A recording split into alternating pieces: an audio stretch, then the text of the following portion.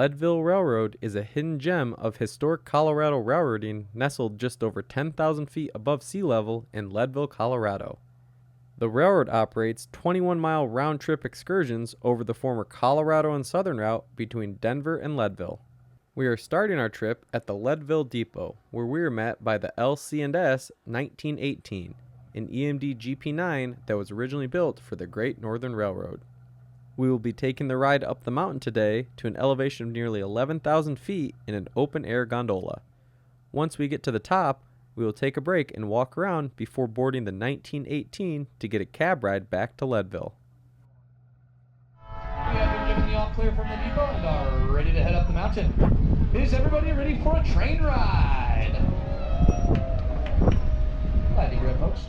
On board, our 2 p.m. excursion would depart right on time as we start the shove into the upper Arkansas River Valley towards Fremont Pass.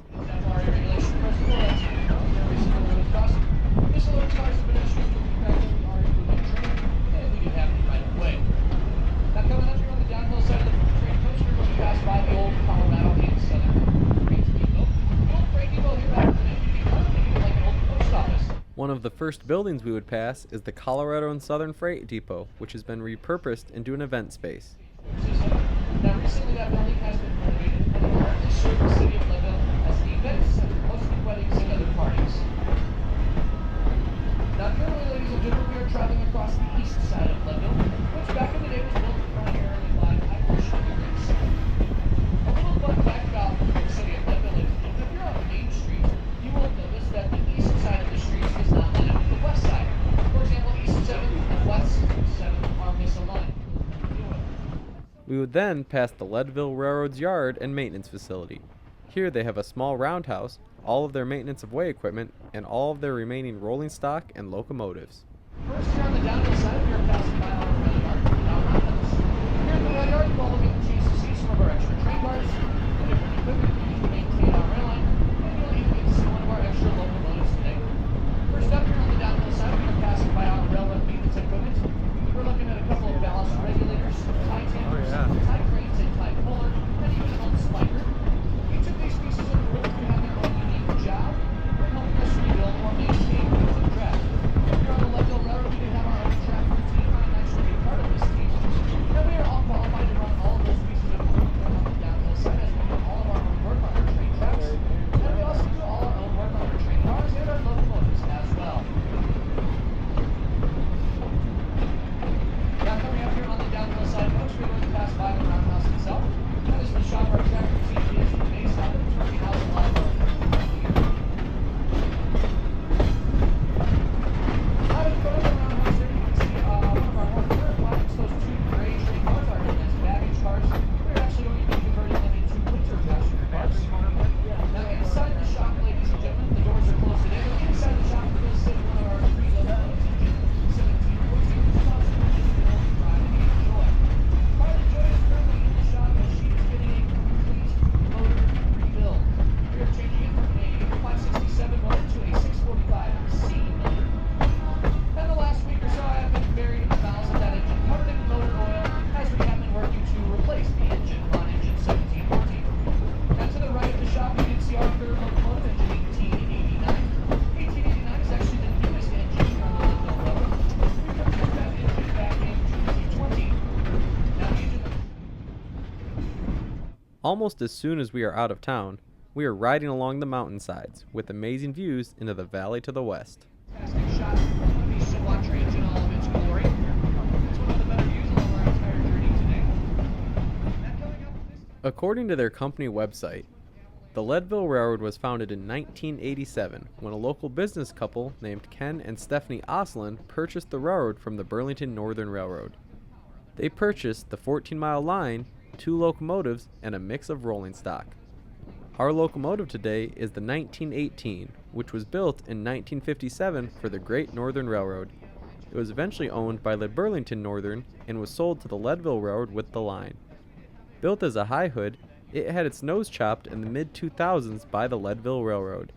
It has 1,750 horsepower and were one of the most popular first-generation diesels produced.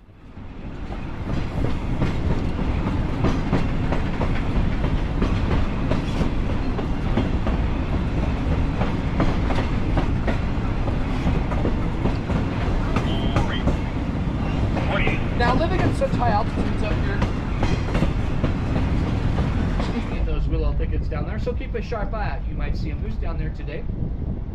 Especially during the fall season here is when we do have most of our moose sightings. They are very active in the month of September, as it is the moose rut season, which is another word for the breeding season. Now we did have a large bull moose spotted from the train about 10 days ago now, so keep a sharp eye out as they are in the area.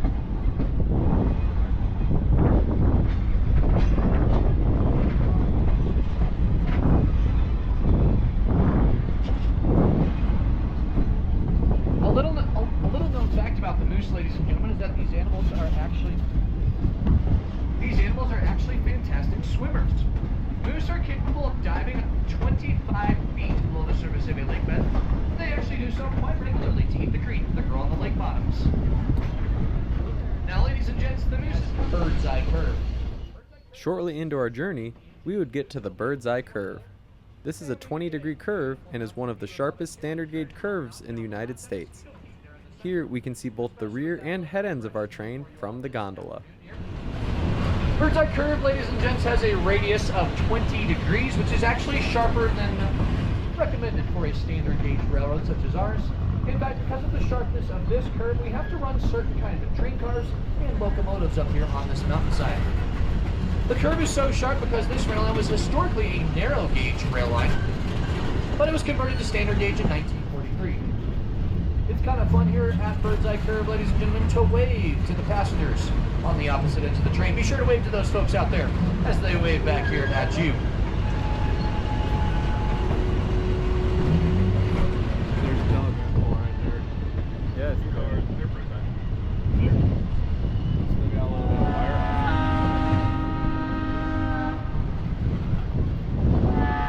The wire runs the whole 14 miles that we got up here. Really? Yeah.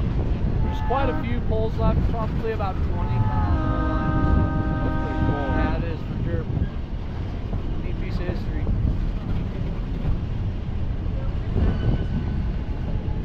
Now from here, ladies and gentlemen, if you look on the uphill side of the train, you will see a beautiful ridge line up there on the uphill side. If you follow that ridge line all the way to the right-hand side of it, kind of in the saddle at the furthest rightmost point there, there is a pass on that mountaintop known as Mosquito Pass. Mosquito Pass is actually the highest drivable pass in North America. It takes you to elevations of 13,176 feet above sea level. Now folks, I actually highlight Mosquito Pass because before the railroads were in Leadville, that was the primary route of travel into the city of Leadville itself. I want you all to imagine yourself taking yourself and your family. As we continued to climb, we would start to get more glimpses of the Rocky Mountain fall colors. This being a mid-September trip, we were pleasantly surprised to see splashes of colors on our ride. Discoloration can be orange, yellow, green, and black. This discoloration that you see is actually a life form that is known as lichen. Ladies and gentlemen, is a symbiotic relationship that takes place between fungus and algae. This relationship takes place to allow the fungus and the algae in locations that they would not normally be allowed to do so by themselves. And so by joint forces, they are able to grow on rock faces. Now to help people remember these facts about the lichen, I do enjoy telling a very lame. I typically tell people that the fungus and the algae got to liken each other. However, last I heard, the relationship was unfortunately on the rocks. A real knee slapper for you folks there. Now, for those of you who do not mind behind up here, we get a fantastic panoramic view of the Arkansas River Valley. Yes, that river that you see down there is the Arkansas River. And right now you are within the first 5 miles of that river, which, fun fact, is the 6th longest river in North America. And right now you are within 5 miles of the beginning of the headwaters of the East Fork of the Arkansas. If you look back towards the left out there, you will get a great shot of Mount Massive framed between the valley walls.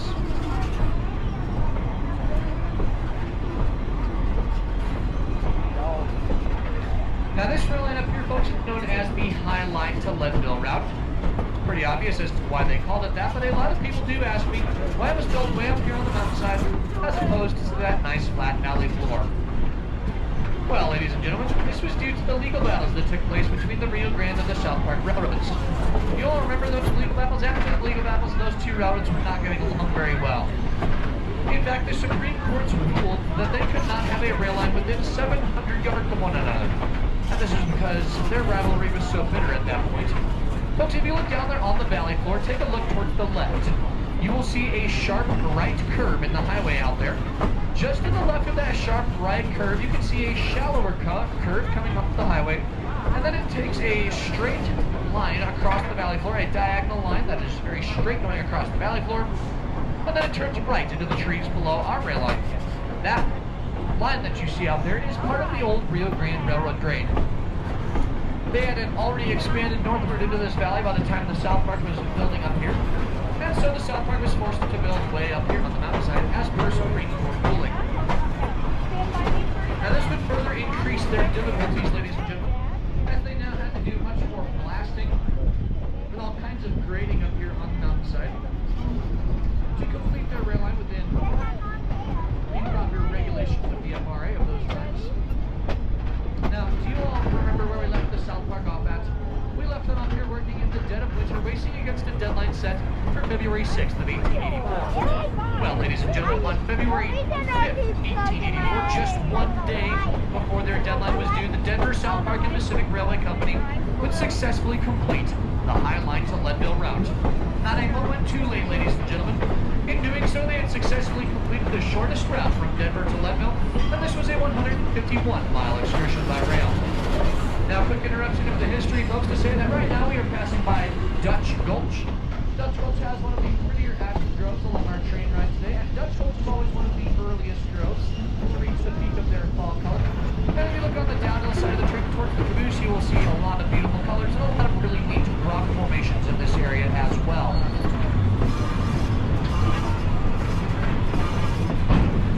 But as I was saying, folks, the Denver, South Park, and Pacific Railway successfully completed this 151-mile excursion by rail from Denver to Leadville. They started shipping both passengers and you see record-breaking rainfalls that caused the creek to flash flood. As we approached the end of the route, we would pass by a caboose and water tower, which would normally serve as the stopping point. However, this being a fall colors run, we would go just a little bit further east on the route. Because of this, we would get to see the entire Leadville route that they can run trains on. There's slightly more track east of where we will stop, however it is a lighter weight rail, so the railroad does not take excursions over those tracks. Unfortunately, that locomotive is going to quickly stop instead of correct right into the washout. This would become a very expensive mistake for Burlington. Over $110,000 in all things considered. Now, after hoisting the engine out of the washout with a crane, ladies and gentlemen, they brought that locomotive down to the roundhouse to train it of its fluids. After doing so, they were going to store that engine. Ladies and gents, this is rather... With the train stopped on the far east end of the railroad, we would start the descent back down the mountain to the west. We would see some brilliant pops of color across the valley as we ease down the mountain to our mid-trip stop. Right now, we are at the end of our 110-pound rail.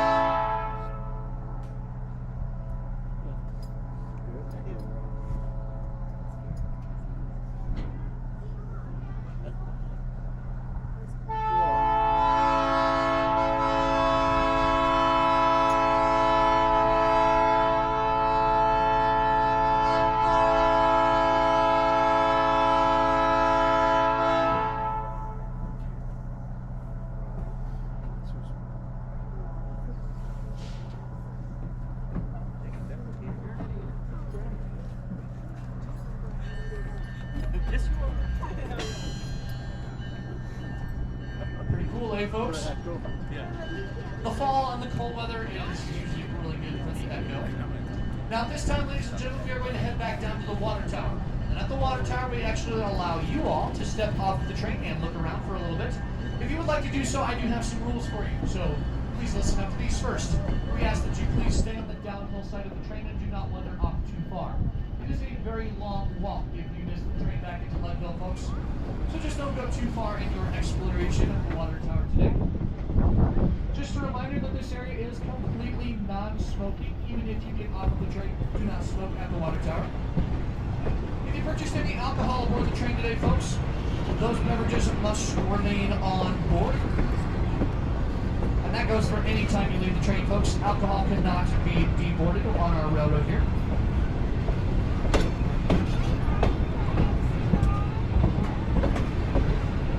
When at the water tower, I do ask that we please do not climb on the artificial deer, the bighorn sheep statue, the water tower, or the mining cart, as these items are a little bit fragile. And finally, when you hear the engineer blow the horn, that is your cue to get back on board the train. Thank you all very much, ladies and gentlemen, and I will see you here in just a few minutes at French Gulch Water Tower.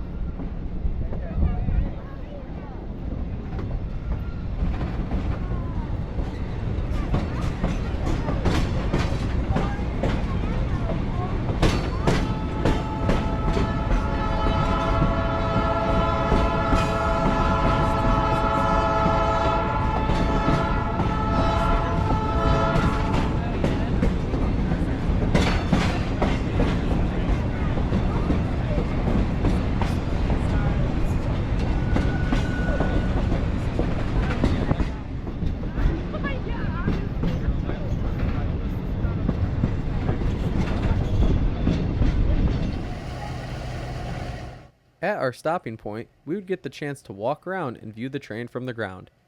Here, passengers would get a chance to go through the cab of the 1918 before we continued down the mountain. Breakfast ready.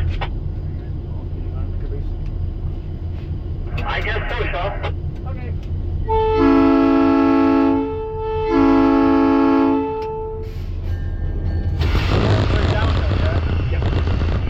Yeah, we're downhill for quite a ways. We got 3/4 mile flat, and then downhill, and then we have an 1/8 of a mile of 1% up. It's skippy mode, and it's downhill. But the train is light enough that we're dynamics the whole way. Oh, really? Don't even have to touch the automatic. That's cool. Yeah. On board the 1918, we would settle in for our descent back into Leadville. We are sitting shotgun on the classic EMD GP9, which will be in dynamics for most of the run. That's pretty okay, man. You've been at this for 5 years, you got to see this quick? Yeah, so, family on railroad. Yep. I've known one of the family members in all the railroad circles as a friend for a few years. Yeah. I always wanted to do railroading growing up, blah, blah, blah.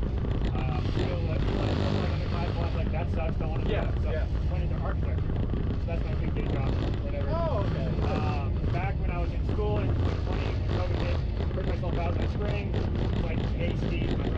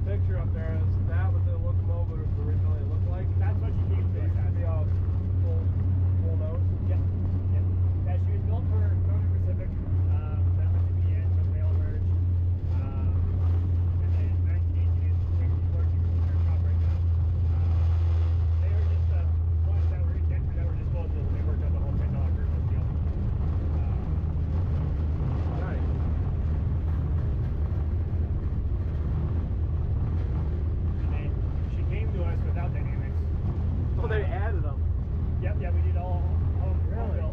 So we just copied 1714. Yeah. Now the fun thing is, when they initially did it, they did all the control circuitry with mouse wire. Oh. And so after all, we're like, okay, that ain't gonna work. So we actually rewired her a couple years ago. Oh yeah, that looks great. All the locals and stuff. So just over a mile of wire. Now, how's the prime mover swap gonna work out for the other one? So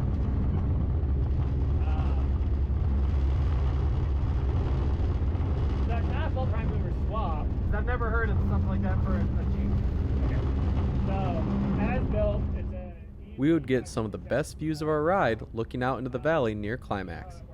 The route runs on the cliff edges of the Mosquito Peak and Prospect Mountain. The block itself is fine.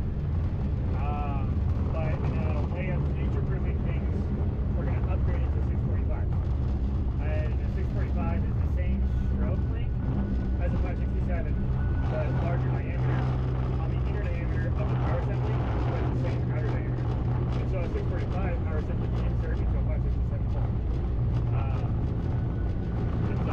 And then 645s are way more flexible out there, and they're cheaper than 567s based on the block. I can take it, you can get more parts for the other engine than the one that's in here. Eventually, yeah. So all three of our locomotives are Jeep 9. And so once we upgrade that one to 645, the liners will be different, but it's all the same, still Jeep 9. Obviously newer injectors that handle the larger capacity. But once you get past the block, it's all the same. Golly, that color is not bad at all. I mean, it's early still, but Yeah. And that fun time right now where you still have green, but you also have orange and red. and the dynamics will just carry you all the way. Yep. Across that section of flat track, I stretch brake it. Okay. This one, like idle one, this side going to bank to bank. But yeah. All the locomotives are different. This one has the strongest dynamics. 1714 in the shop has the weakest dynamics, funnily enough. And so there's a few times where you might put a minimum on ignition too. And that one was built with dynamics. Wasn't it? So we meg tested it. You guys know what that is? No. So you can measure the resistant capacity of the main generator, the traction motors, all that. And it tested fairly low. And so the very simple summary of it is there's a very minor short circuit somewhere in the Yeah. main generator. It's still fine. It runs fine. Yeah. But so whether or not that's part of why it is, who knows. 1714 has also done like 33 out of 37 years of Yeah. running. But it was solo at first, right? By only engine? Were there two? So 1714 and 1918 Okay. came together. Okay. The reason they didn't run this one as much is one, because it didn't have dynamics. Yeah. And also, it didn't run the best back in the day, because 1714 was a better runner. And whatnot. And then we landed it into this one. And then when we bought our third motor back in 2022, that allowed us to take this one out and do some of the heavy maintenance we've been putting off. Because we had our third motor as our backup engine. Yeah.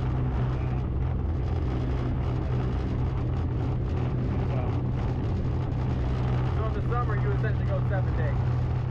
Oh yeah, we're 7 days. But you work 7 days, 5 at your normal, and then 2 up here, something like that. Yeah, so normally I'm Monday through Thursday doing architecture stuff, and then I'll come up like Friday morning. Usually I spend Fridays in the shop. If we're out doing track work, I'll be doing track work or whatever. Last few Fridays I've been spraying myself black, doing myself black base with the motor oil. And whatnot. Same thing with the steam engine. Yep. Going for steam on this again, or no? I know it's a private thing, so it's kind of... For me, yeah. So I've been poking away at it. I've removed like 6 inches of crap, cinders out of the smoke. I found clinkers in the smoke. Oh, cool. I'm like, how the frick did you get clinkers in the smoke? That means the engineer was doing his job. Past the mechanic guard. You know a little bit about steam, I assume. At the Bird's Eye Gulch, we would go around the Bird's Eye Curve again, this time taking in the view from the cab of the locomotive. This horseshoe curve truly was an incredible sight for a standard gauge train.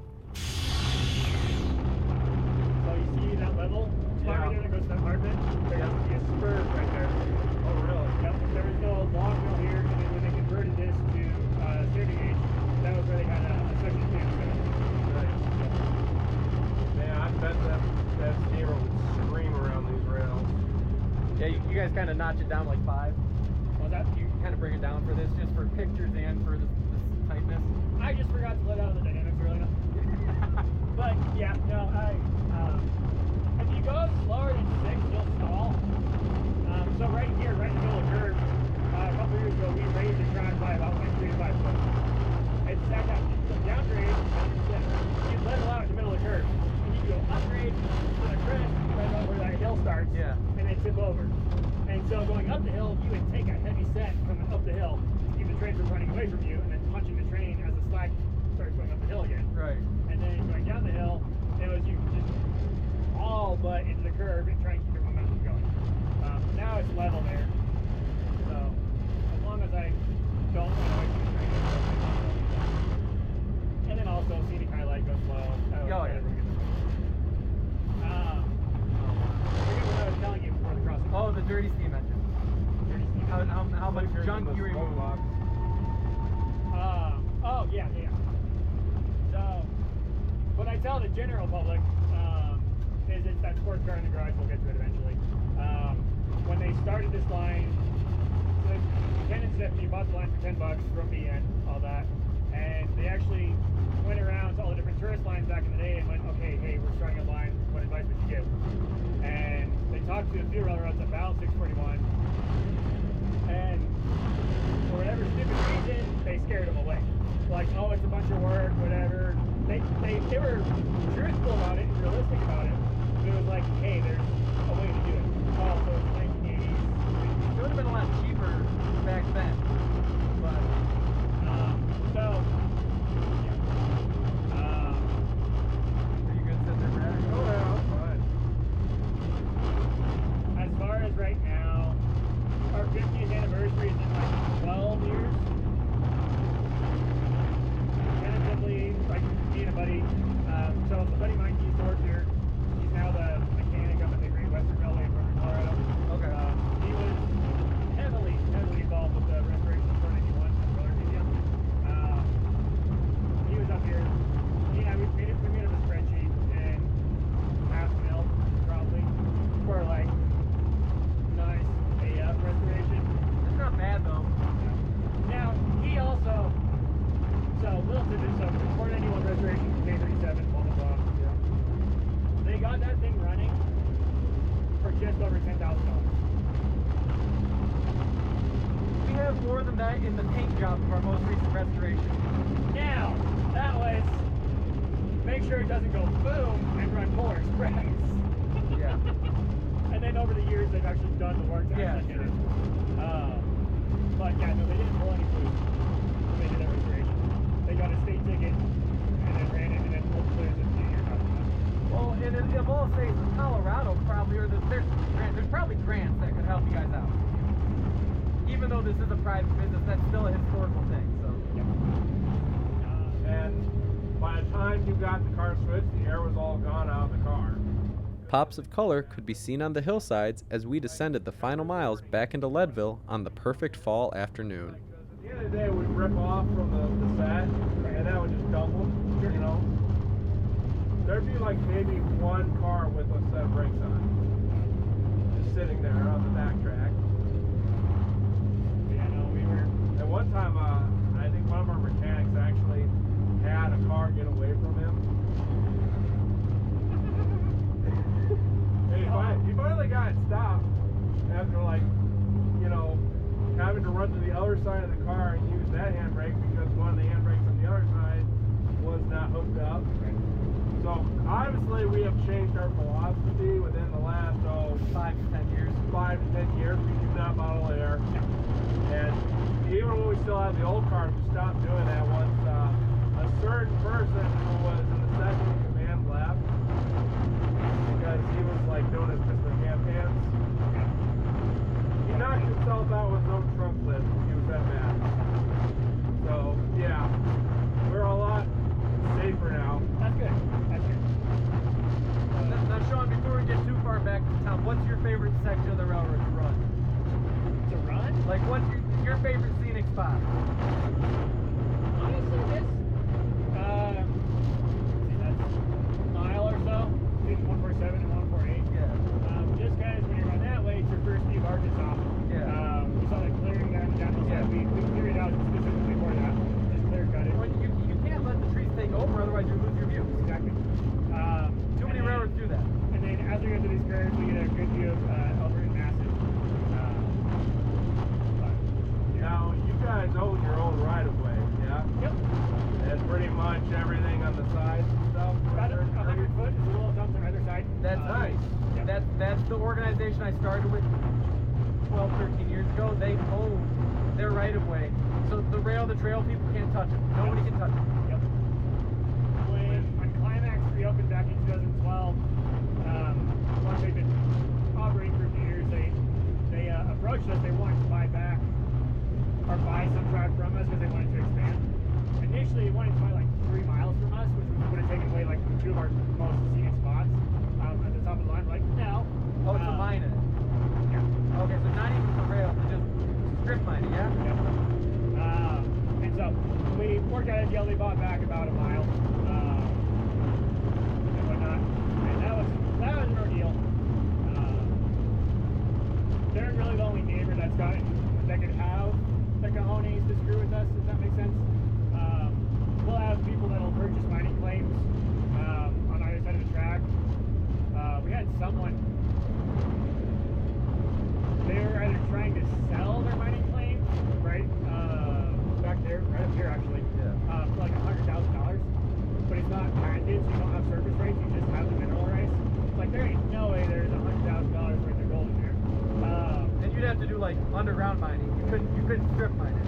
You could, but all you own is the mineral rights. So you have to restore the surface to as was before. If you do tunneling, do you have to do that or no?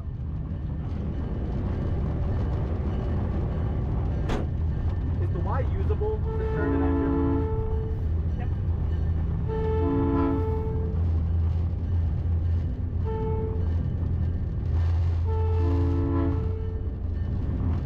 Leveling out and coming into town, we would pass the railroad shops once again before making our final approach into the historic Leadville Depot. Did Did you guys do the dynos on that too? No, I can't with them. I want to see their factory. You got a lot of ties. Yep.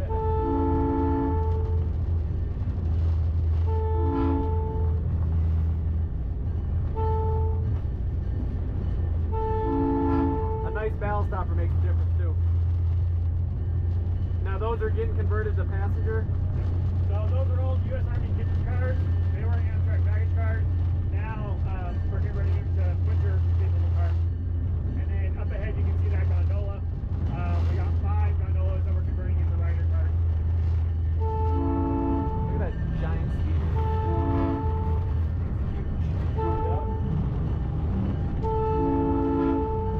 They do big helicopter tours out of here? What? They do helicopter tours out of here? That's not a helicopter tour.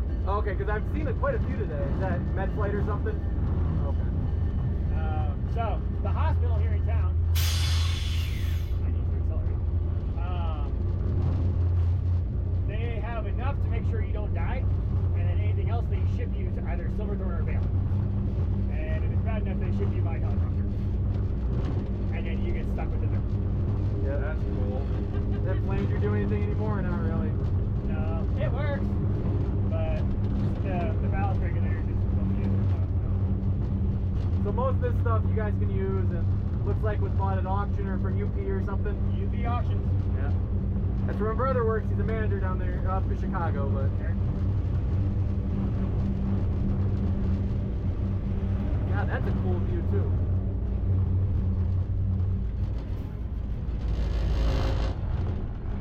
That's awesome.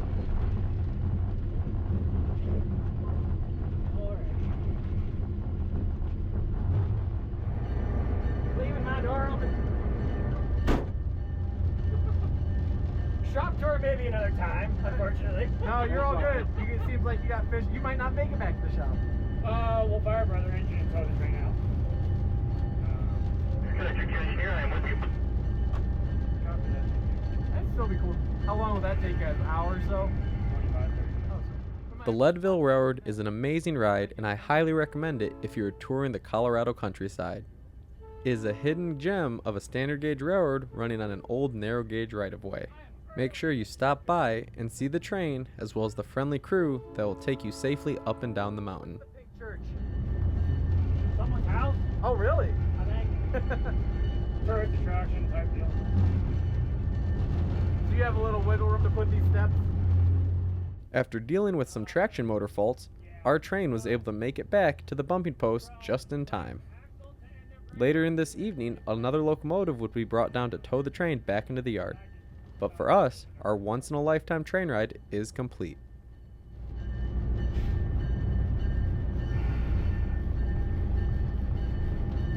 One sharp.